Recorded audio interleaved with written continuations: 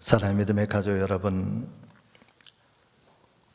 혹여나 제가 사랑하는 우리 성도님들께 여쭤보기를, 지난주에 당신은 예배에 참석하셨습니까? 라고 질문을 드리면 네, 예배를 드렸습니다 라고 대답하기는 쉬울 것입니다. 그러나 저의 질문을 조금 바꾸어서, 그렇다면 당신은 그 예배 가운데 진정으로 하나님을 만나셨습니까? 라고 질문을 드리거나, 하나님께 영과 진리로 예배를 드리셨습니까? 라고 질문을 드린다면 아마도 선뜻 대답하는 것은 쉬울 것 같지가 않습니다. 왜냐하면 모든 교회와 성도들은 하나님께 예배를 드리는 영적인 공동체인 것만은 틀림이 없는 사실이지만은, 로마서 12장에 말씀해 주신 것처럼 우리의 몸과 마음을 하나님이 기뻐하시는 살아있는 제사, 산 제사로 드리는 것은 결코 쉬운 일이 아니기 때문에 그렇습니다.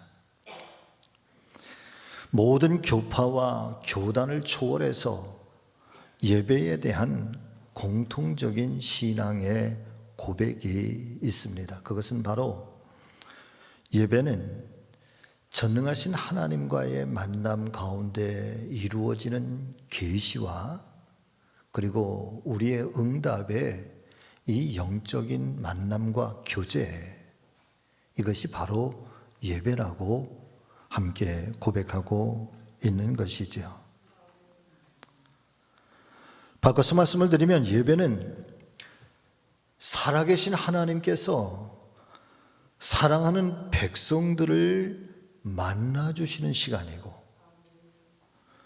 예배 안에서 하나님께서 영으로 임재하시고 말씀하시고, 또 성도들은 그분의 임재하심과 말씀 앞에 순전한 믿음으로 응답하게 됨으로써 하나님과 이 성도들의 관계가 끊어지지 아니하고 계속해서 지속적으로 연결될 수 있도록 이어주는 영적 관계로서의 가장 소중한 자리, 바로 그 자리가 예배의 자리인 것입니다. 재미있는 표현으로 어느 날 젊은 형제와 자매들이 멋을 내기 시작하고, 또 외모에 신경을 쓰기 시작하고, 그 얼굴이 밝아지기 시작하면 틀림없이 사랑에 빠진 것이라고 이야기들을 합니다. 때는 그 상대방을 위해서 기쁨을 주기 위하여 선물도 주기도 하고, 또 편지도 쓰기도 하고, 또 어떤 분들은 감성적인 시를 써서 읽어주면서 자신의 마음을 고스란히 전달해 주려고 애를 씁니다.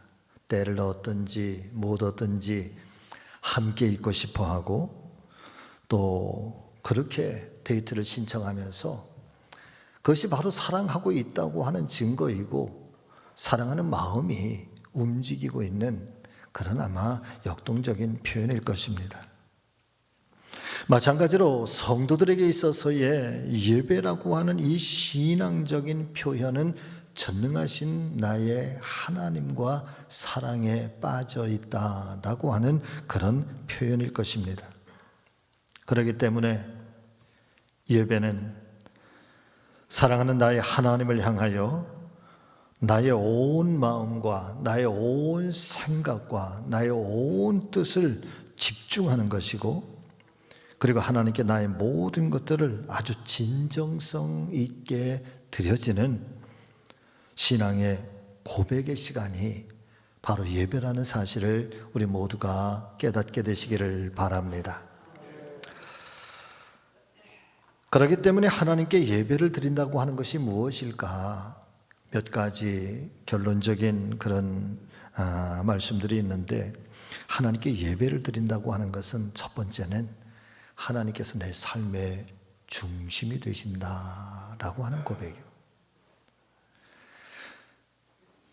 이제부터는 내가 내 하나님 안에서 내 삶의 의미와 가치를 발견하겠다. 그래서 나를 향하신 하나님의 뜻과 섭리가 무엇인지, 또 내가 하나님의 성별된 자녀로서 내 삶에 힘들고 어려운 일들이 닥쳐왔을 때 그런 일들을 하나님 앞에 고백하고 하나님께 아뢰면서 하나님의 도우심을 기다리는 것, 그리고 이 모든 과정들을 통해서 여러분 같이 하십니다. 성도로서의 영적인 삶을 다짐하고 결단하는 시간. 아멘. 그것이 바로 우리가 하나님께 예배를 드린다라고 하는 복합적인 의미가 되겠습니다. 예수님께서는 오늘 우리에게 이렇게 말씀해 주시고 있습니다. 요한복음 4장의 말씀입니다. 아버지께 참되게 예배하는 자들은 영과 진리로 예배할 때가 오나니 곧 이때다. 아버지께서는 자기에게 이렇게 예배하는 자들을 찾으시느니라. 하나님은 영이시니 예배하는 자가 영과 진리로 예배할지니라. 사랑하는 믿음의 가족 여러분, 우리는 지난 2년여 가까운 시간 동안에 코로나19라고 하는 이 강력한 바이러스에 의해서 우리의 마음은 간절했지만 그러나 온전한 예배를 하나님께 올려드리지 못한 것 같습니다. 그러는 동안에 우리들은 나 자신도 모르게 경건의 능력이 약화되어지고 하나님과의 신실한 교제와 또 이 영적인 이 만남이 위축되고 후순위로 밀려나게 되면서 혹여나 교회와 성도로서의 가장 이 소중한 영적인 자산, 예배하는 자의 정체성, 혹여나 이것을 잃어버리고 있지는 않는지, 또 소홀하게 여겨지고 있는 것은 아닌지 종이 염려되고 걱정되는 것이 바로 그런 부분들입니다. 늘 말씀을 드리지만은 어려운 때에 더욱더 믿음이 빛이 나야 되고 힘겹고 어려울 때에 더욱더 하나님을 간절히 열망하며 사모하는 그런 믿음이 우리 모두에게 있게 되시기를 예수님의 이름으로 축원합니다. 더불어서 간절히 이 종이 소망하면서 기도하는 것은 이제 다음 주일에 맞이하게 되는 2021년도 추수감사절을 전환점으로, 추수감사절을 기점으로 우리 성지가족 모두가 다시 한번 신앙의 이 근본적인 뿌리를 찾아서 코로나19라고 하는 이 깊은 어둠의 터널을 빠져나와서 예배의 자리를 회복하고 그동안 지치고 상했던 우리의 삶의 모든 분야에서 치유와 회복의 큰 은혜와 사랑을 경험하는 특별한 은총의 시간이 될 수 있기를 소망해 봅니다. 그런 심정으로 추수감사절이 하나의 대도약의 기회가 되고 또 반전이 될 수 있는 그런 시간으로 삼아 주셨으면 좋겠습니다. 자, 첫 번째 예배는 하나님을 사랑하고 하나님을 경외하는 내 신앙의 최고의 고백이 바로 예배입니다. 여러분 같이 하십니다. 예배는 하나님을 경외하는 내 신앙의 최고의 고백입니다. 아멘. 로버트 웨버라고 하는 예배학자는 최근에 쓴 그 예배의 고대와 또 예배의 미래라고 하는 책에서 예배를 이렇게 정의를 하고 있습니다. 성경적 예배는 예수 그리스도를 영접한 하나님의 백성들이 하나님께 드리는 아주 훌륭한 예식과 그 예전을 뛰어넘어서 예배자 자신의 삶을 하나님께 거룩한 산 제물로 드리는 것을 의미한다. 또 이 예배라고 하는 것이 일반적인 사람과 사람 사이에서 만나지는 어떤 미팅이나 어떤 그런 모임이 아니라 하나님과 성도 사이의 영적 관계로서의 예배라고 정의할 때 예배는 도대체 뭐냐? 예배는 최상의 가치를 최고의 하나님께 드리는 내가 전인격적으로 최선을 다해서 드리는 나의 고백이다. 우리 삶의 전인격적으로 하나님을 사랑한다는 표현이고,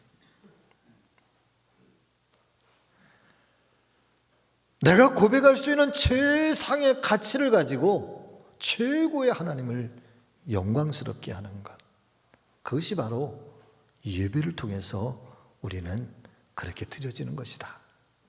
할렐루야. 하나님과 성도의 관계가 인격적으로 만나고 막힘이 없이 소통하고, 하나님 편에서는 우리에게 은혜를 베풀어 주시고 우리들 편에서는 하나님의 은혜를 받게 됨으로써 내 삶의 현장에서 하나님의 살아계심, 또 하나님의 통치하심을 증거하는 것이 바로 예배라, 그런 의미를 우리에게 전해 주시고 있는 것입니다. 사랑하는 여러분, 하나님께서 이스라엘 민족을 애굽에서 가나안으로 그렇게 해방시켜 주시는 그 목적이 과연 무엇이었을까요?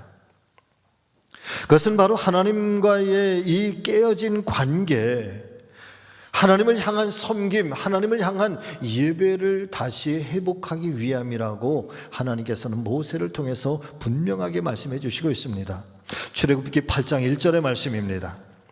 여호와께서 모세에게 이르시되 너는 바로에게 가서 그에게 이르기를 여호와의 말씀에 내 백성을 보내라. 그들이 나를 섬길 것이니라.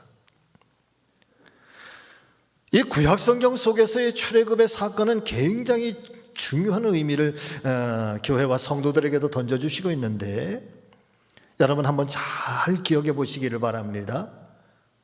요셉이 애굽에 건너가서 애굽의 총리 대신이 되고 가나안 땅에 큰 흉년이 들면서 야곱과 그의 형제 70여 명의 가족들이 애굽 땅에 건너오게 되잖아요. 그로부터 430년이 지나서 모세의 시대에 드디어 애굽을 탈출해서 하나님이 언약하시는 약속의 땅으로 다시 돌아가게 됩니다. 이 출애굽의 전 과정 속에서 우리는 몇 가지 신앙적인 의미를 깨닫게 되는데, 첫 번째는 그렇게 강성하게 애굽의 총리 대신이 되고 힘을 가졌던 이 민족이 430년이라고 하는 세월이 지나가는 동안에 점점 약화되기 시작한다는, 그 첫 번째 의미가 나라를 잃어버렸다는 거예요. 나라 없는 백성이 되었다는 거예요. 어쩌면 나라 없는 민족, 이것보다 더 중하게 성경이 이야기하고 있는 것은 그러는 동안에 이스라엘 백성들이 하나님을 잃어버렸다는 거예요. 이스라엘 민족의 태생이라고 하는 것이 하나님과 이 백성들 간의 언약의 관계, 내가 너의 하나님이 되고 너희는 나의 백성이 되리라고 하는 이 영적 관계에서부터 출발하는 것이 이스라엘 민족의 태생인데, 그 근본이 무너지고 근본이 사라져 버렸다는 거예요. 하나님을 섬기는 일이 사라지고 하나님을 예배하는 일이 사라지고 그들 민족 가운데 하나님의 이름이 사라지기 시작한다. 그러면서 하나님께서 모세를 통해서 이 백성들을 이제 바로에게 말하기를 데리고 나가겠단 말이지. 이유가 뭐냐? 그들이 나를 섬길 것이니라.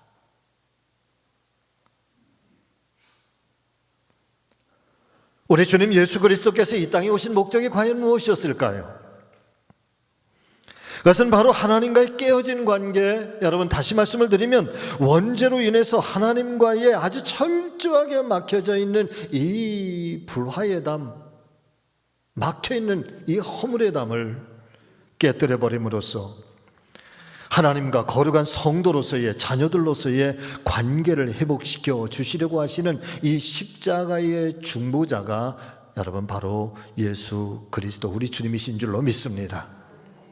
하나님 편에서는 왜 독생 성자 하나밖에 없는 이 아들을 세상에 보내시고, 그리고 십자가에서 처참하게 멸시를 당하게 하시고 그에게 죽음을 당하게 하신 것일까요?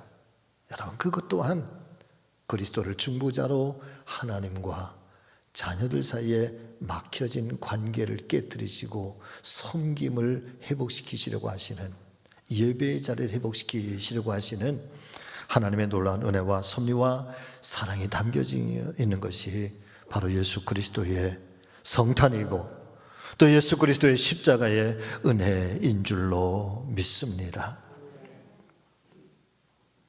오늘 이 순간에도 예배하는 자들을 찾으시는 하나님, 그 하나님은 먼 곳에서 방관만 하시는 분이 아니라 아주 적극적으로 우리 가운데 찾아오셔서 예배의 자리를 회복시키고 싶어 하신다라는 말씀인 거죠. 저는 성경 말씀 중에서도 참 은혜가 되는 말씀 중에 99마리의 양들을 굉장히 소중하게 여기시지만 그러나 잃어버린 양 한 마리를 찾기 위해서 온 산과 들로 헤매이고 찾으시는 그 선한 목자의 마음, 어쩌면 하나님께서 오늘도 찾고 계시는 예배자, 그런 심정을 가지고 우리를 얼마만큼이나 사랑하고 계시는지, 하나님께서 그 영광의 자리를, 그 은혜의 자리를 얼마만큼이나 회복시키고 싶어 하시는지 아주 한 구절의 말씀으로 우리에게 표현하고 있는 그 하나님의 절절한 마음이 아닌가 싶습니다. 자, 그런 의미에서 예배는 어떠해야 되는가? 첫 번째, 여러분, 예배는 전적으로 하나님 중심이어야 합니다.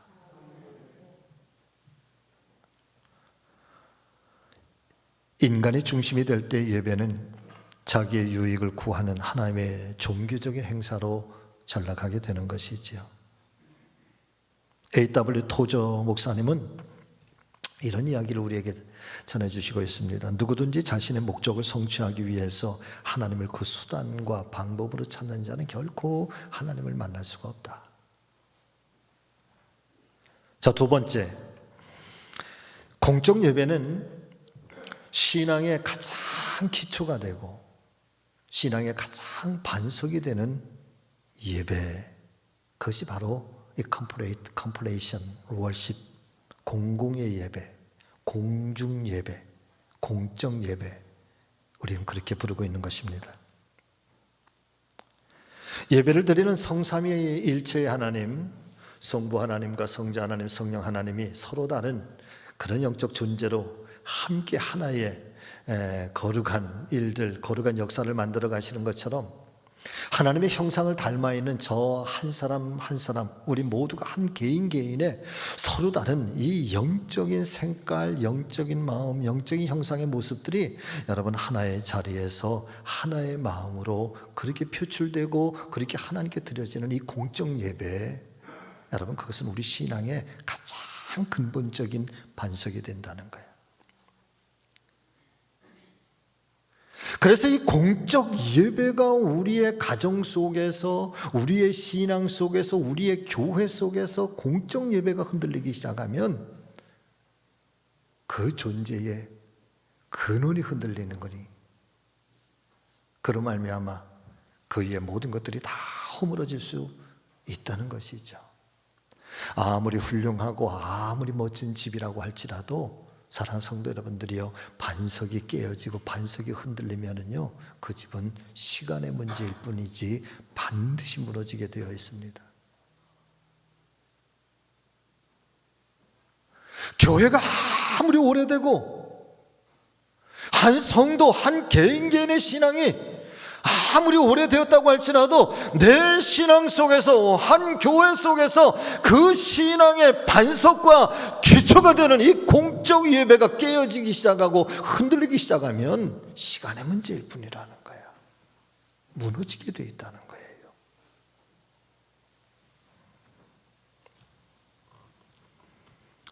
교회로서의 가장 아름답다 칭찬받는 초대교회는 그 엄청난 핍박과 환난 가운데서도 모든 연령의 성도들과 모든 성도들이 한자리에서 한 믿음을 고백하는 축제로서의 예배를 드렸습니다. 그들은 저마다 가지고 온 떡을 떼면서 그들이 하나의 운명 공동체임을 고백하였습니다. 성만찬을 나누면서 예수 그리스도와 우리는 한 몸이요, 이제부터는 내가 예수 그리스도의 뜻과 그분을 닮아서 살겠노라고 하는 그 다짐의 시간들을 예배를 통해서 다짐하고 회복하고 또 그 삶의 자리로 흩어져 갔습니다. 성막과 성전이 그들의 삶의 중심지였던 것처럼 교회와 성도들에게 예배는 그들의 삶의 중심이었고 삶의 출발점이었던 것이지요. 한때는 안락한 집을 포기하고요, 그리고 저 지하의 무덤인 카타콤의 그 핍박이 가장 극성할 때 저 지하의 카타콤 100m, 200m, 300m까지 찾아 들어가서 그들은 함께 모여서 예배드리는 것을 주저하지 않았다. 심지어는 그 예배를 모여서 함께 드리는 이 공적 예배를 지키려고 하다가 발각이 돼서 잡혀가 사나운 짐승들에게 갈갈이 그렇게 뜯어서 잡아먹히는 그런 순교를 당하면서까지도 그들은 결코 모이는 일을 피하지 않았던 것입니다. 이렇게 목숨을 걸고 드리는 예배 가운데 감동이 있고 기쁨이 있고 새 힘을 주어지고 그 엄청난 환난과 시련 속에서도 견뎌낼 수 있는 그런 영적 강렬한 힘이 여러분 예배를 통해서 공급을 받고 있었던 것이죠. 여담입니다마는 코로나가 시작이 되면서 사실은 초창기 때 너무너무 많이 힘겹고 어려웠습니다. 제 마음이 힘들었습니다.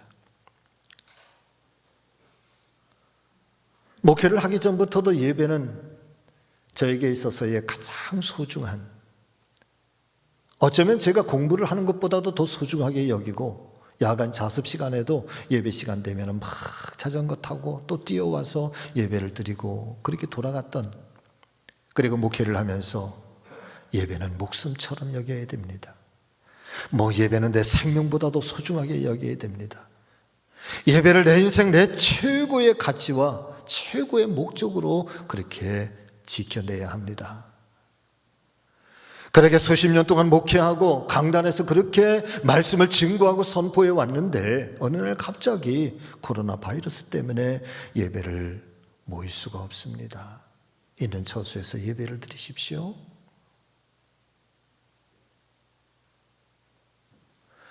제가 살아왔던 제 신앙의 모든 과거의 수십 년의 그 신앙의, 그리고 이 강단에서 선포했던 이 목회의, 그리고 말씀의 증거, 설교, 신앙의 고백들, 이 모든 것들이 다 부인하는 것 같아서, 부정당하는 것 같아서 그게 얼마나 마음이 고통스러운지 말이에요. 내가 목회를 잘못해왔나? 하나님의 말씀을 잘못 설교해왔나? 내가 잘못 이해를 했나? 언젠가는 코로나 사태도 끝이 나고 그리고 다시 교회가 예배를 회복할 때가 있을 텐데, 그때는 또 어떻게 예배를, 말씀을 증거할 수가 있는가?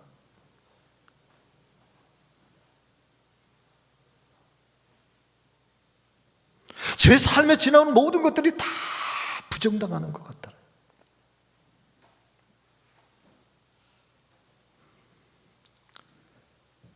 머리와 몸이 떨어질 수 없는 것처럼 사랑하는 성도 여러분들이요, 머리가 되시는 예수 그리스도의 몸으로서의 이 공동체적 교회는 여러분 운명 공동체인 것을 믿으실 수 있기를 바랍니다. 주님과 떨어질 수 없는 것처럼 교회와 성도는 예배와 분리될 수가 없는 것입니다. 자, 세 번째, 삶의 예배, 라이프 스타일 워십이라고 하는데, 내 삶의 현장이 곧 예배라는 거지요. 이 삶의 예배는 공적인 예배의 꽃이고 열매이고 여러분 결과입니다. 아멘. 이 공적 예배, 컴플레이션 워십을 통해서 받은 하나님의 말씀, 그리고 하나님의 은혜, 그리고 회복된 내 심령과 내 삶의 모습들이 이제는 내 삶의 현장에 파송받아서 내 삶의 현장이 곧 선교의 자리고, 거기가 곧 예수 그리스도를 증거하는 자리고, 바로 거기에 내 삶을 통해서 하나님의 이름을 높여드리는 이 삶의 예배, 그것은 공적 예배를 통해서 얻게 된 힘과 능력을 얻고, 그리고 펼쳐갈 수 있는 내 삶의, 내 신앙의 꽃이고 여러분 열매이고 결과라고 하는 사실인 것이죠. 요한복음 4장 14절의 말씀을 보니까 주님이 이렇게 말씀을 하세요. 여러분 같이 읽어보겠습니다. 내가 주는 물을 마시는 자는 영원히 목마르지 아니하리니 내가 주는 물은 그 속에서 영원토록 솟아나는 샘물이 되리라. 아멘. 바꿔서 말씀을 드리면 이 마르지 않는 이 은혜의 샘물, 생명의 샘물은 저와 여러분들의 심령 안에서, 그리고 우리가 살아가고는 내 삶의 현장 속에서 끊어지지 아니하고 영원토록 샘솟게 되는 은혜요, 생명의 샘물이라는 거예요. 그래서 우리가 하나님의 거룩한 교회 안에서 은혜를 받는 것만 아니라 내 살아가는 내 삶의 현장 속에서도 영원토록 끊어지지 않은 이 은혜의 샘물은 그 순간순간마다 하나님이 나를 도와주실 것이라는 거예요. 내 삶의 현장에서 어려움을 당할 때 하나님은 나의 방패가 되어주시고, 내가 위기를 만났을 때 하나님은 나의 산성이 되어주시고, 내가 위축될 때에 하나님께서는 성령의 은혜를 통해서 나에게 그 자리에서 나를 새롭게 하시고 나를 돕는 자가 되셔서 내 삶의 자리에서도 그 하나님은 나의 구원자가 되신다는 거예요. 믿으시면 아멘. 하나님은 여러분 우리를 떠나지 아니하십니다.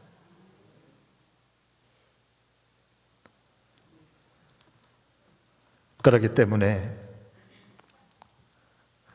우리 일상의 삶 속에서도, 특별히 하나의 신앙의 공적 예배 속에서 우리 모두는 나의 모든 힘과 뜻과 정성과 우리의 모든 마음을 다 합하여서 하나님께 영과 진리로 예배하는 진정성 있게 드려지는 예배자들이 되어주시기를 예수님의 이름으로 축원합니다. 축복합니다. 자, 커다란 두 번째, 여러분 크게 한번 같이 해보실까요? 내가 거기서 너를 만나리라. 아멘. 구약 성경 속에 등장하고 있는 특별히 성막은 하나님께서 이스라엘 백성들을 이끄시고 가나안을 향해서 나가실 때에 가장 신앙의 중심지, 그래서 성막을 가운데 두고 반경 동서남북의 지파들이 각자 다 자리를 비치고, 성막이 옮기면 옮기고 성막이 멈추면 멈추고,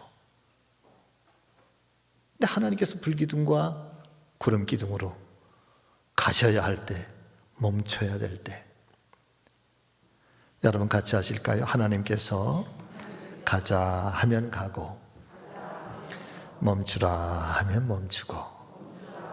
아멘. 우리 성도의 삶은 여러분 그런 거지요. 하나님께서 그래 가자 아무개야 가자 하면 가고, 멈추자 하면 멈추고. 때로는 힘들고 때로는 어려운 일들이어도 하나님께서 가시자 하면 여러분 하나님이 앞서 가셔서 그 길을 여실 것이니까 믿음으로 아멘 하고 가실 수 있기를 바랍니다. 그러나 아무리 좋은 자리라고 해도, 아무리 영광스러운 자리라고 해도 하나님이 그만 떠나자 가자 하면 여러분 떠나실 수 있기를 바랍니다. 근데 이 성막에 대한 말씀을 우리에게 증거해 주시는데, 우리가 반드시 기억해야 할 말씀은 하나님의 이 여호와의 법궤 좀 그림 좀 띄워주세요.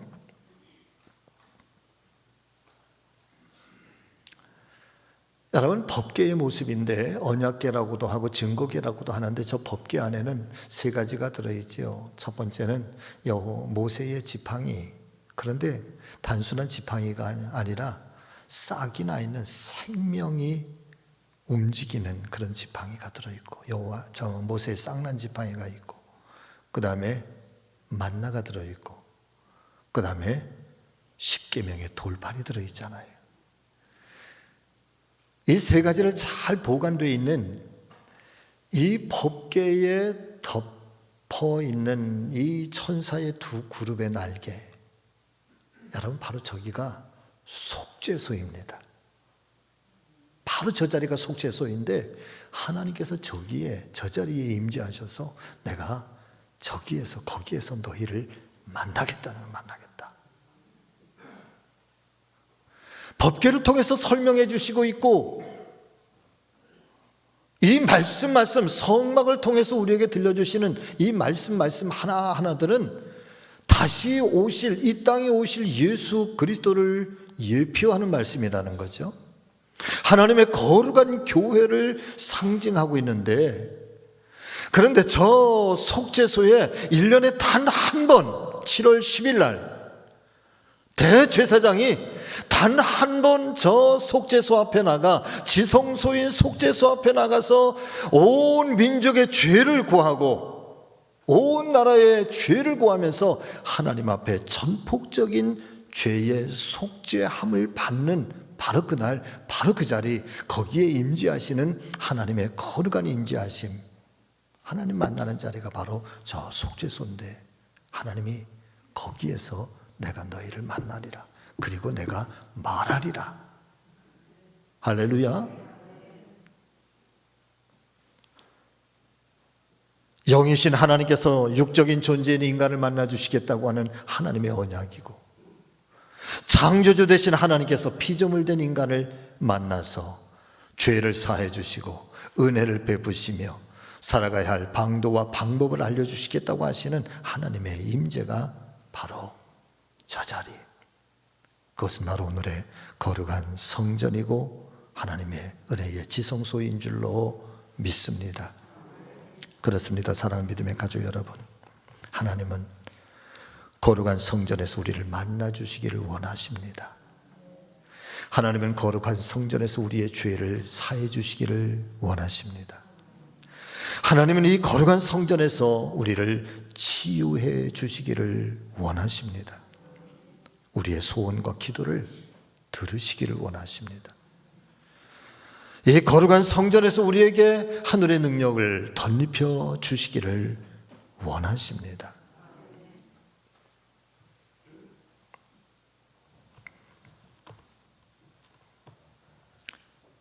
성전에 들어와서 이 강단에 오를 때마다 오르기 전에 먼저 하나님 앞에 기도를 드리죠. 하나님, 오늘도 부끄러운 종이 거룩한 강단에 지성소에 오릅니다. 지성소에 오르는 순간부터 하나님의 신실한 종으로서의 사명을 감당케 하여 주옵소서. 나는 죽고 나는 사라지고 오직 하나님의 이름만 높여지게 하옵소서.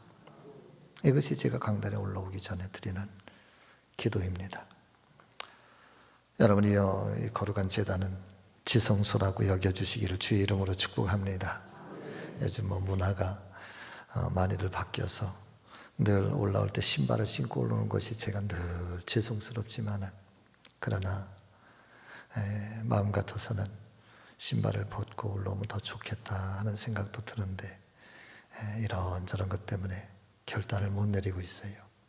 그러나 이 제단은 하나님의 거룩한 성소, 여기서 내가 너희를 만나리라. 이 강단에서 선포되는 하나님의 말씀이 하나님의 음성으로 들려지고, 오늘 이 성찬대가 처음 선을 보이는데 이게 다 세트예요, 여러분.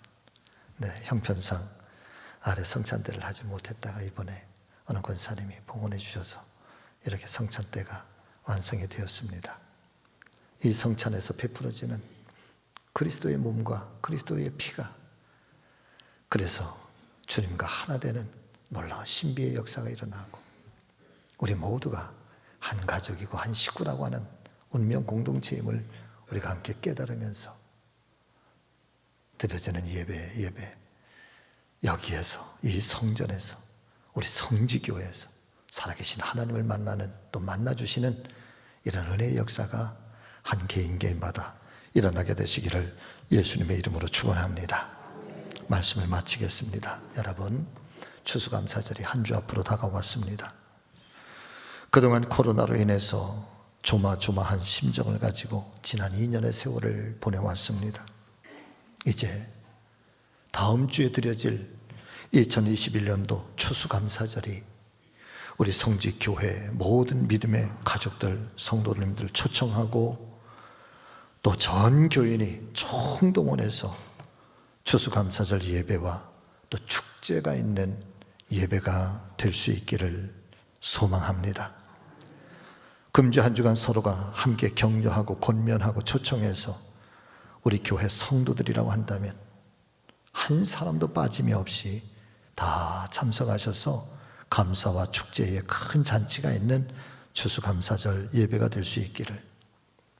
그래서 위축됐던 지난 2년의 모든 것들이 다음 주를 기점으로, 다음 주를 전환점으로 도약하고 새롭게 회복하고 또 미래를 향해서 도전해 갈 수 있는 또 새로운 첫걸음이 될 수 있는 추수감사절이 될 수 있도록 여러분 우리 모두가 함께 노력해 주시고 힘써 주시기를 부탁을 드립니다. 기도하겠습니다.